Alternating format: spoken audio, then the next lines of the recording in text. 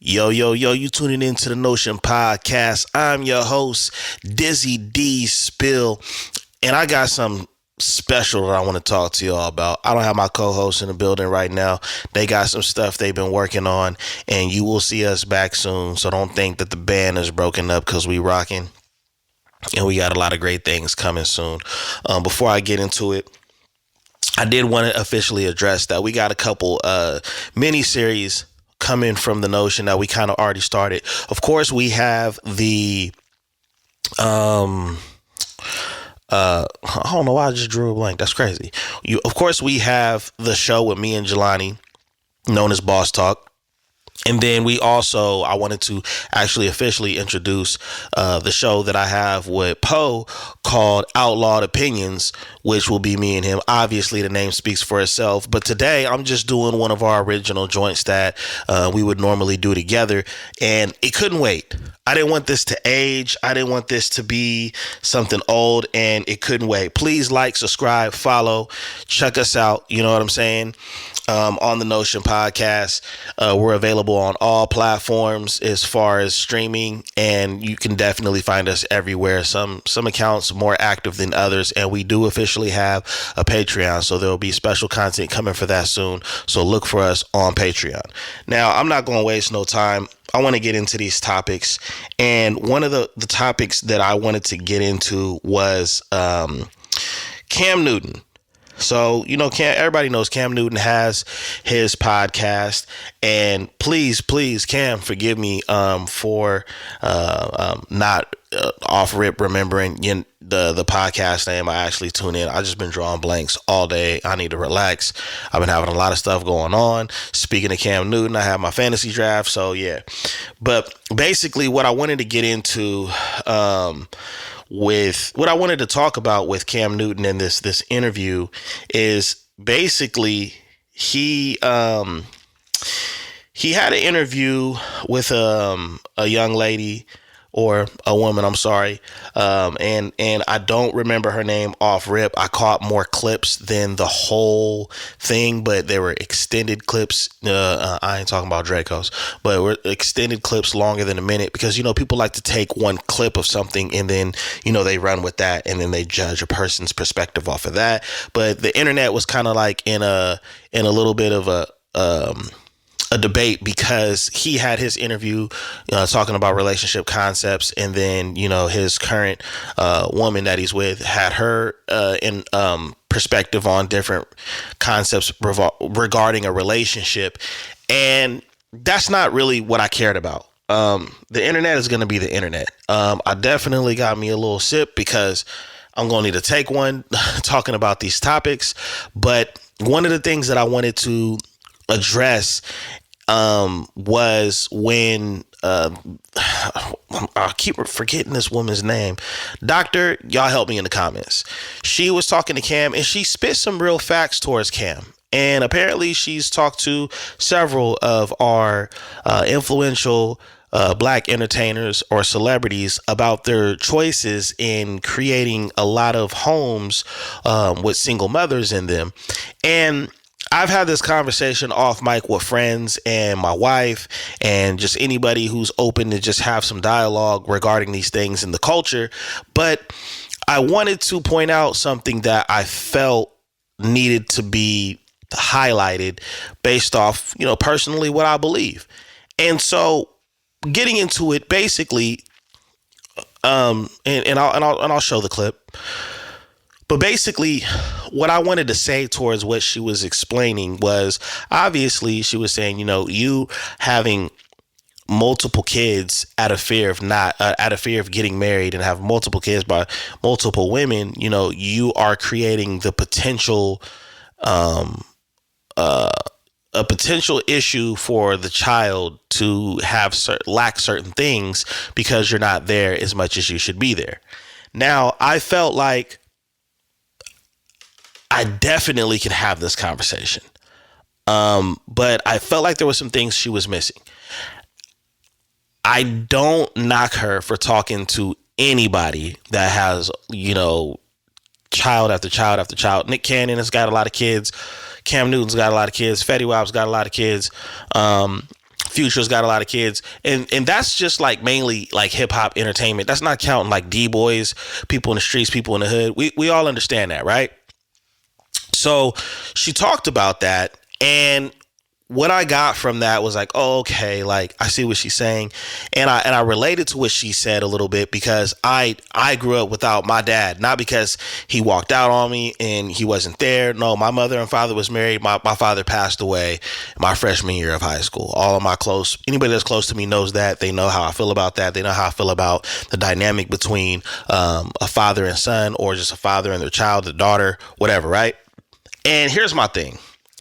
When she was breaking that down, I felt like two things should have been happening at the same time with her message that she's, presenting to these men. Because although she's right, she kind of left one piece of information out to not necessarily balance anything, but to bring more truth to the scenario.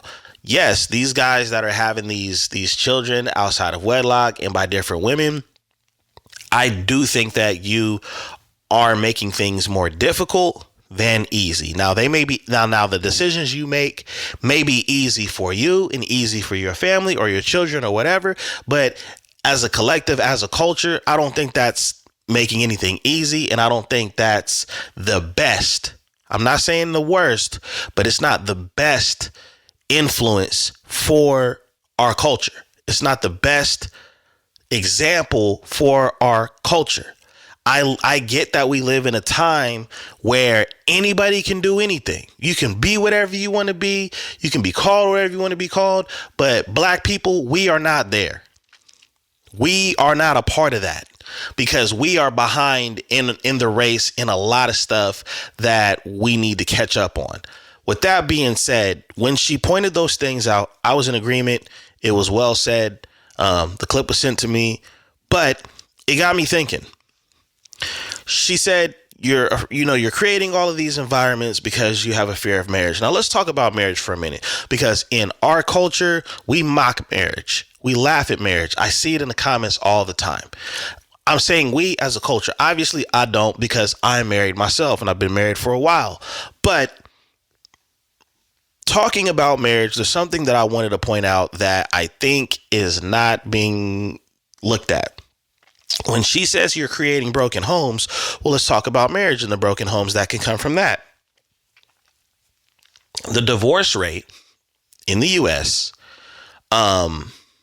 Is wild, but to give some context and some numbers for you, the majority of the divorces are initiated by women.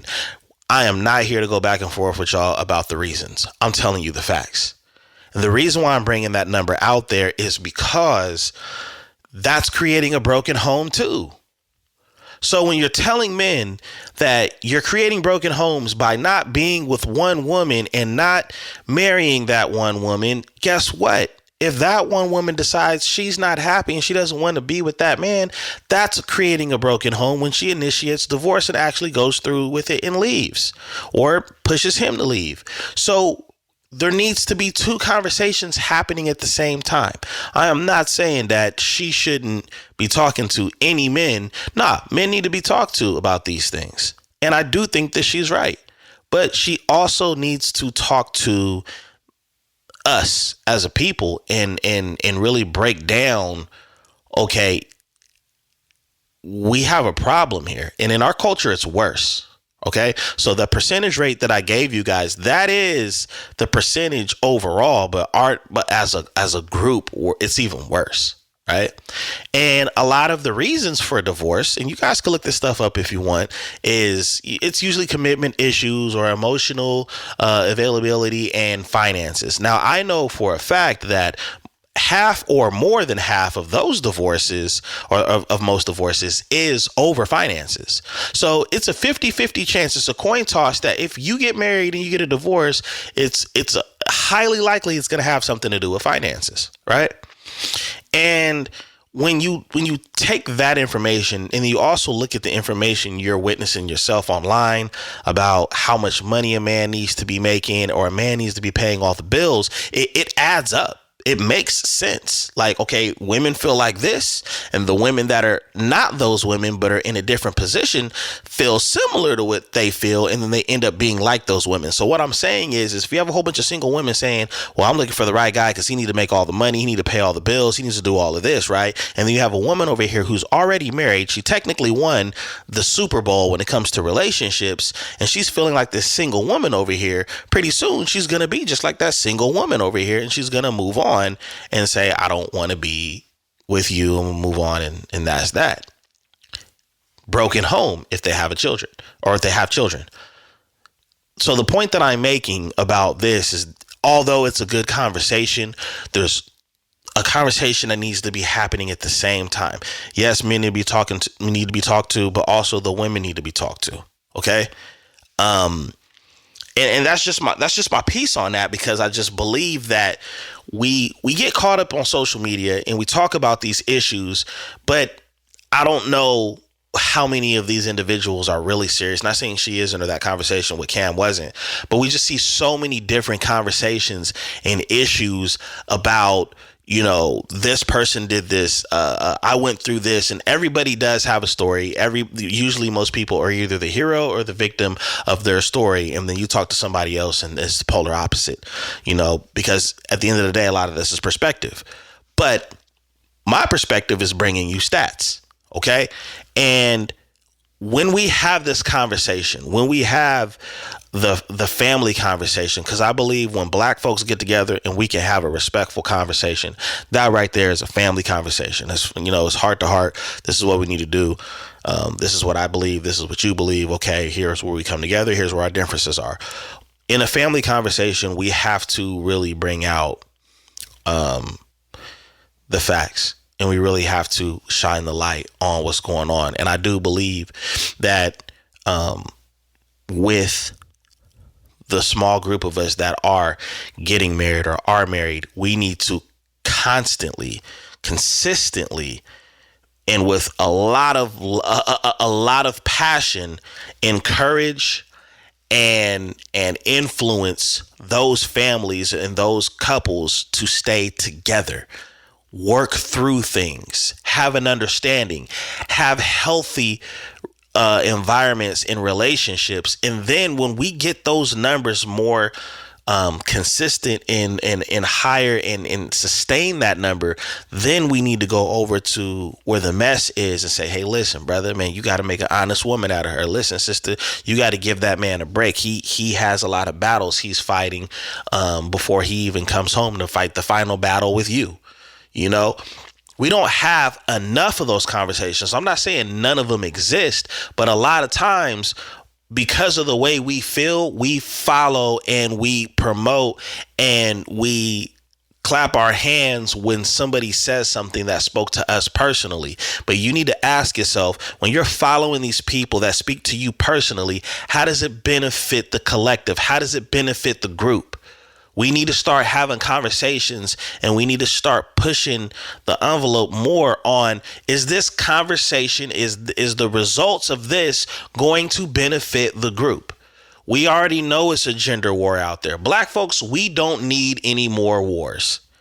And all of these topics that I'm going to be talking about, there's kind of like this little tiny civil war depending on what the group is involved with the topics. So I'm probably never going to be done having this conversation, but hopefully I'll have less conversations about it. When it comes to the relationship between Black men and Black women, it is simply this: get your stuff together. Real talk, get your stuff together. I got some stats for y'all.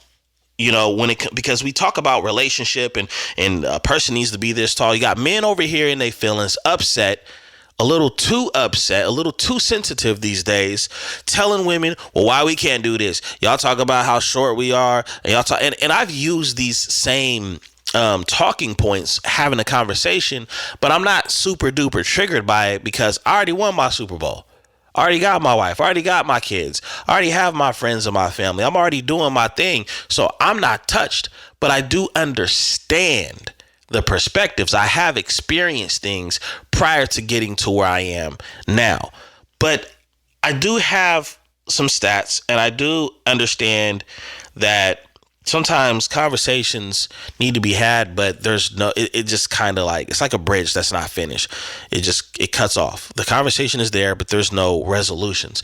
So I encourage all of you content creators and all of you people that are doing these interviews and having all of these conversations, that you conclude that meeting, that interview, with some solutions on what we can do, or what needs to happen for the situations that you discuss to be better in the future.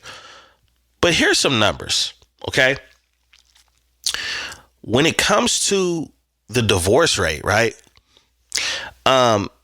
Black American couples tend to have the highest divorce rate compared to other ethnic groups. For example, black women have one of the highest divorce rates, often attributed to factors such as economic disparities, I said that earlier, social stressors, and marital instability, right?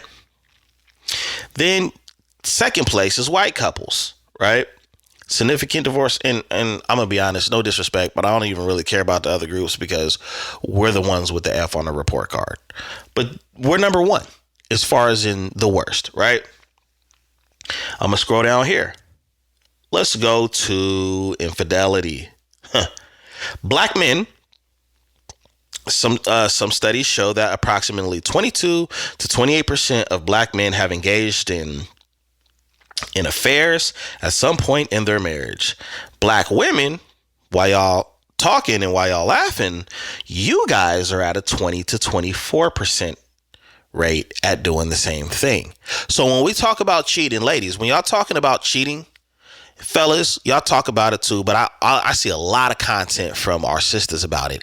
Understand that you are literally right behind us as a group as far as an infidelity. Okay. Now, here's some more interesting facts, right? Black women make between $35,000 and $40,000 on average annually as far as income. Black men make anywhere from $45,000 to $50,000 as far as income. Yo, we are behind. Now, when we get on Instagram, for some reason, even though those are the stats and those came from studies and actually doing some groundwork on what's going on, you get on Instagram and Facebook, I swear those numbers don't exist. Everybody's living right. Everybody's on vacation. I ain't settling for no broke chick. I want a submissive woman, and she better do this. All of these different games, but it's fake. Social media is fake, you guys, because those numbers is real life. So whatever you guys post, that's cool. But I understand, and a lot of people that may think similar, like me, understand that stuff is fake. Y'all not balling like that. Y'all can post y'all Benz, y'all could post y'all BMW, y'all could post, a house or whatever, but y'all not posting that credit report. Y'all not posting that debt. Y'all not posting them collections notes from the mail. Y'all not posting that last write-up at work. Y'all not posting that suspension letter you got for your kid at school. Y'all not posting any of your L's, only the W's. So now people are insecure, feeling like I got to get nothing but W's, or at least act like it. But those are the numbers. That is the information. Black people, we are not winning.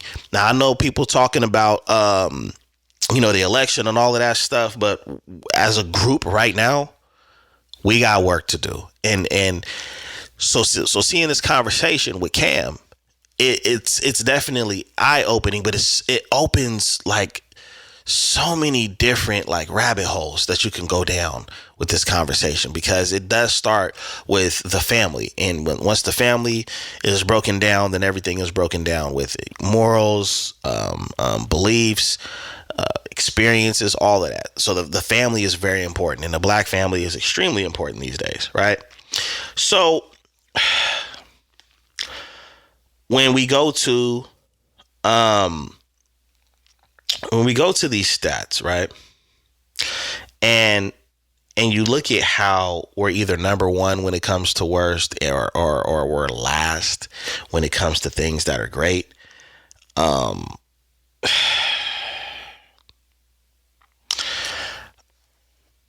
it saddens me this photo. I got this picture from my mom for my birthday recently, and it's a photo of Black Wall Street. I'll try to show it sometime or whatever. And I think about our history, and I think about the things that our ancestors accomplished and what they went through just so we can have the opportunities we have today. And to see us utilizing the opportunities and the resources the way we're using them, and being divided at the same time and using these resources against each other, it's pretty sad, and it's scary. It's scary as a parent too, because we have to raise kids in a world like this. And I hope things change, and I am optimistic about certain things that I'm doing and that my peers are doing, and my associates are doing. But this is a problem, and we all know that. But when we get online, when we get on our platforms and we start talking about what we think and what we feel, sometimes that's why I'm glad we don't have guests on this particular show, because it could turn into an open dialogue of debate. But often the debates that I see on panels and stuff, there's never a solution. There's an agree to disagree, or agree that we're both right about certain things, but there's never yeah, this is what needs to happen, that's what needs to happen, and this is how we do it, so what do we do about it? And that's because a lot of people that make content are just looking for some exposure and a bag. And to be honest, I think that if that's how you make a living, that's cool. But I hope and pray that you are utilizing your resources and some of the income that you make to make a difference in certain people's, in certain lives that'll be better for the group. Because every other ethnicity does this. Every other group, they have their own program. They don't need us. They don't need us. Yet a lot of groups use our resources. They take our ideas, but they don't need us. And that should put a battery in all of our backs to say, well, if we don't need us, who does? Us. We need each other. So having these conversations, the conversation that Cam was having, it was a very respectful one, but we need to add all of the pieces to the puzzle, not just focus on the one that's shaped funny. All right. Speaking of our people, there has been something that was very interesting to me regarding an interview that Dr. Umar had. And Dr. Umar believes, when they were having the conversation about 50 years of hip hop, he said, in the 50 years of hip hop hasn't done nothing for the culture, for our culture and our community. What institutions? He was really, really passionate.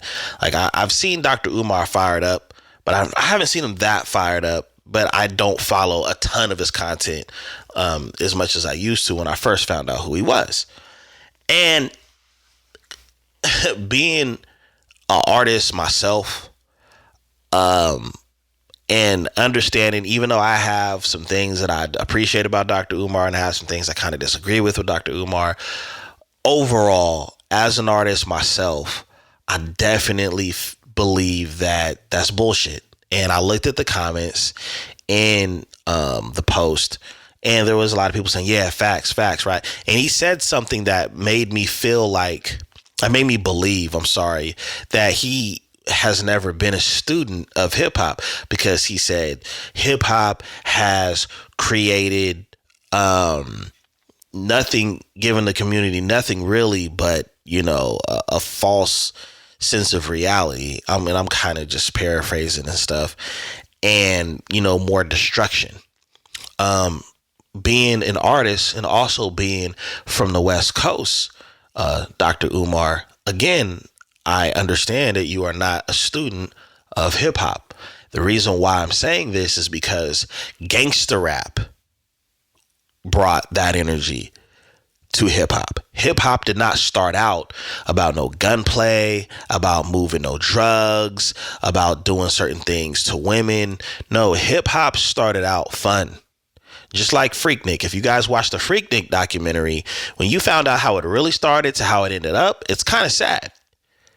Hip hop is the same way, but hip hop also started to evolve over the decades, Dr. Umar, into different subgenres. So when you say hip hop as a whole, you have to understand that hip hop as a whole, yes, all of these things derive from one thing, but in the beginning stages of hip hop, it was not any of that. Rakim is one of the greatest MCs to ever live, and that man does not cuss in his music. You serious right now, Umar? So Rakim did more damage to our people. Rappers Daylyte did damage to our people. Grandmaster Flash and the Furious Five, Grandmaster Cass, and the list goes on. They didn't do damage to the culture.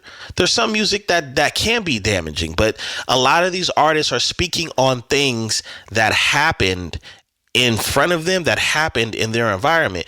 One of the things that bothers me when I hear people talk about how hip hop has done so many things to our people and all of this stuff, nobody says this about death metal.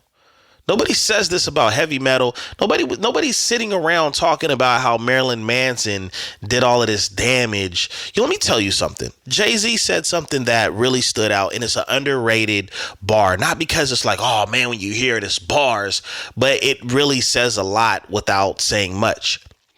He says, Scarface, the movie, did to me way more than Scarface, the rapper. And I'm paraphrasing, but hip hop had a lot of influence from gang activity, things that they watched on TV. Listen to some of the rappers' names from the East Coast specifically: Beanie Siegel, Noriega, Nas Escobar, Biggie Smalls, aka Frank White. When you listen to these names, these are mobster names and like crazy, like wild people that really exist.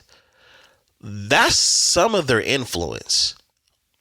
When our people started this music, it was none of that. And now you have different elements of it. And let's keep it real, Dr. Umar, because I'm talking to the people that 100% agree with you, feel like you do no wrong. And I'm talking to you too, with respect. You're leaving out so many different people that left positive images, that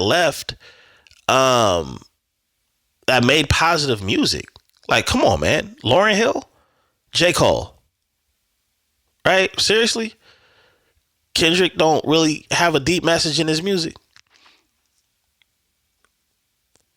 I mean, what's up? We are so hell-bent as a culture we call ourselves trying to point out what the solutions are, but we try to do it by exposing all of the problems mainly. I don't think hip hop music or music itself is the problem. We've had artists in the 60s that did things similar to hip hop music. I mean, I grew up listening to Al Green, Curtis Mayfield, SOS Band, all of James Brown, Gene Chandler, Otis Redding, The Whispers, the Delphonics. I listened to all of that stuff because that's what my parents played. But what you guys fail to understand when y'all critique hip hop sampled all of that shit. All of it. And they grew up off of it just like I did. And when you listen to some of Curtis Mayfield's music, that shit is no different than rap. I'm your mama, I'm your daddy, I'm that nigga in the alley. I'm your doctor when you need, got some coke, got some weed. I'm your pusher, man. It just had a nice smooth, rhythm to it where it's like, yeah, I'm your pusher. But come on, he's talking about moving weight. Superfly, all the black exploitation films.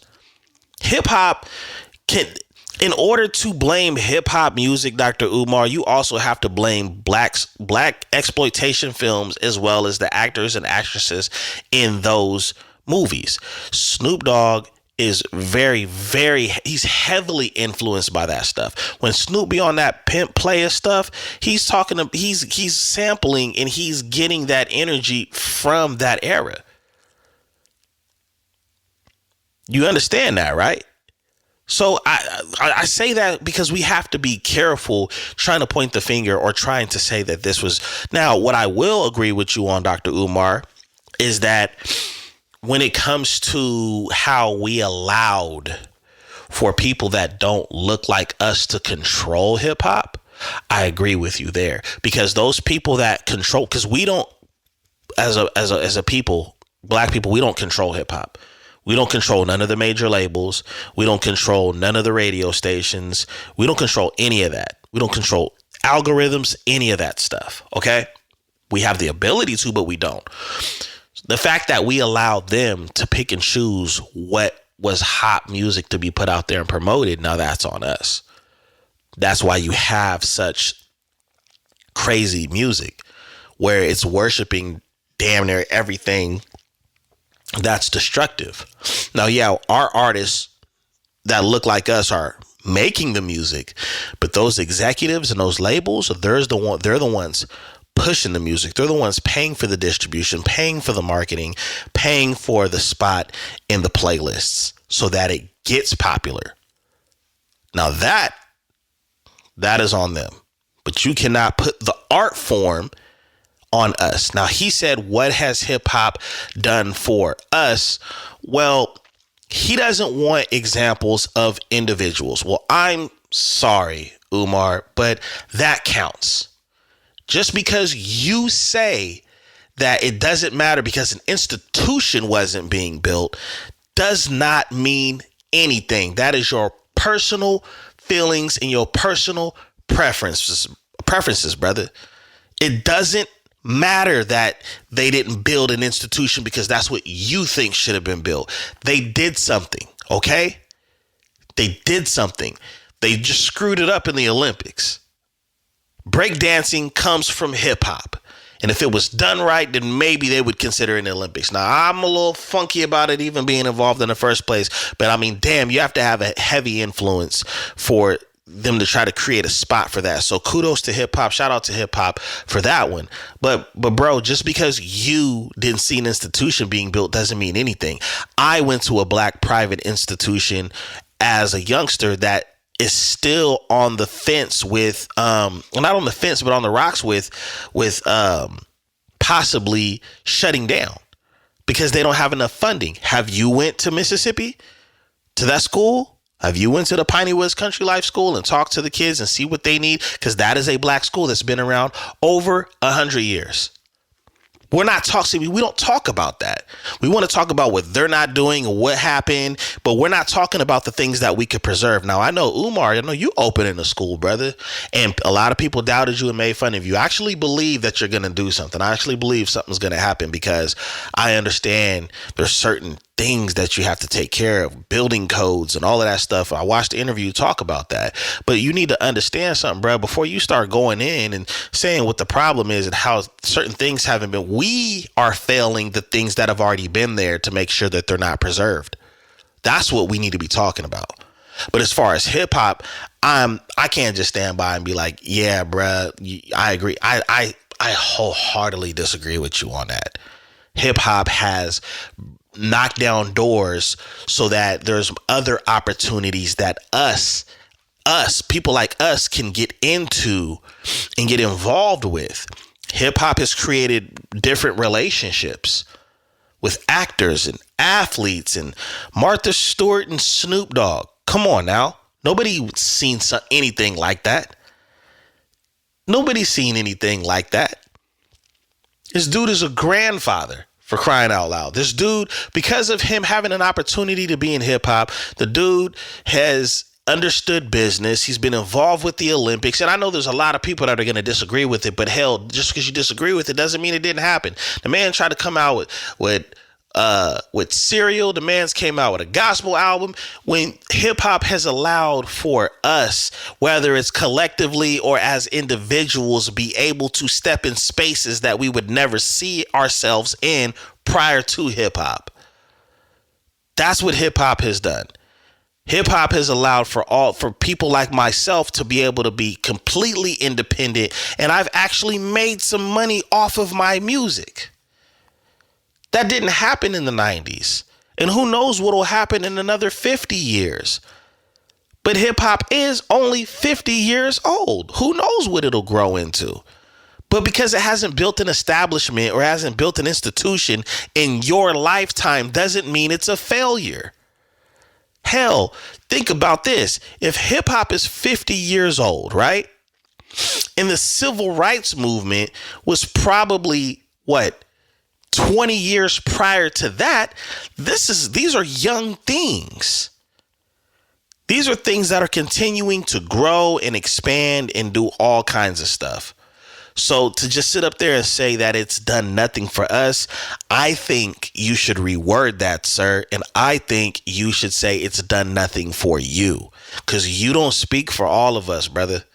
You don't speak for all of us, man. And although you say things and you point things out that are necessary for the culture, and despite what anybody says about you, man, you are what the culture needs. We need to hear certain things. We need to hear harsh truths. We need to hear different perspectives, because I know you from what I've seen, it genuinely feels like you come from a place of like, I want to see my people do better. A lot of people call you a lot of names, but I don't see any of these people outdoing you or trying to do what you do.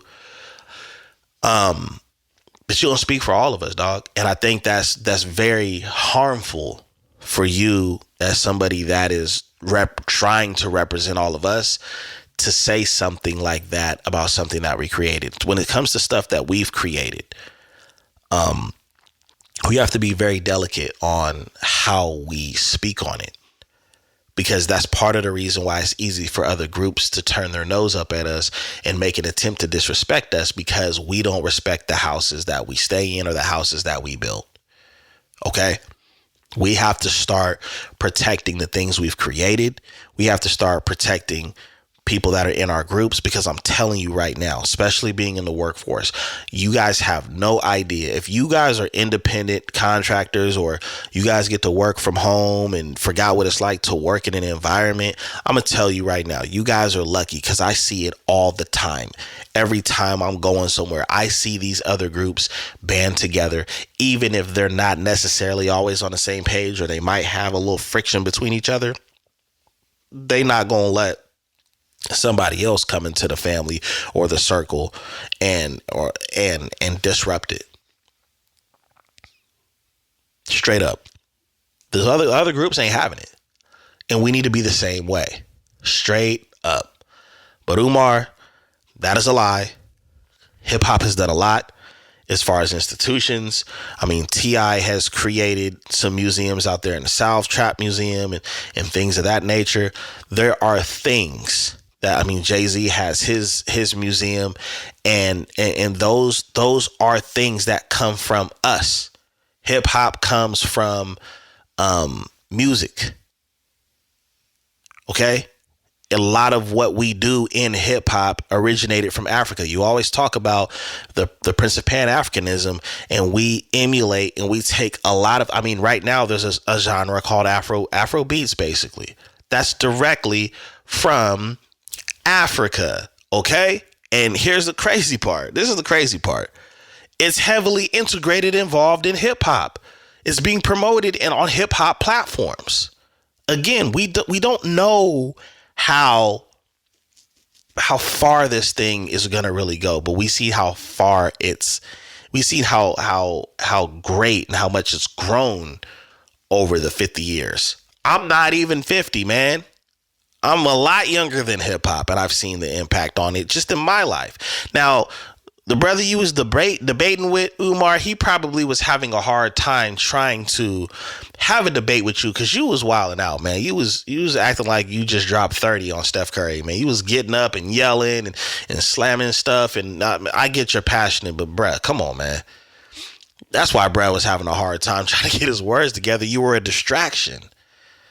But you're crazy. Anybody that agrees with Umar on that, you're crazy. And y'all need to understand there's different moving parts of hip hop. Hip hop, you can't just put a stamp on everything and say that it's hip hop because it has a nice beat to it and there's rhymes. Some things are rap. Some things are gangster rap. Some things is hip hop. Some things is old school hip hop. Some things is drill music. Something like there's different subgenres, man. Don't put that jacket on anything. Don't put hip hop's jacket on everything that you disagree with about a rapper or the industry. Because there's some people that don't even want to be, there's some people that are underground. There's some people that just likes making music and making beats. Like bro was trying to say, it's created ways of means of income for people. And who knows what these people do with that money. You don't know, Umar. You're not sitting down with all of them. You should sit down with some people from hip hop, independent and mainstream, and see what they've done for their communities, see what they've done for families. I mean, that you took something that you knew wasn't there in hip hop and you said, hey, y'all ain't did this or y'all ain't did shit. Well, Slim Thug basically built the neighborhood. Boosie has 3 or 4 houses or multiple houses on his property for his children so they can learn how to live on their own. Like, they are doing things in their environment, in their region. Don't say that it hasn't done nothing. They all ate off of hip hop. They all got their opportunities off of hip hop.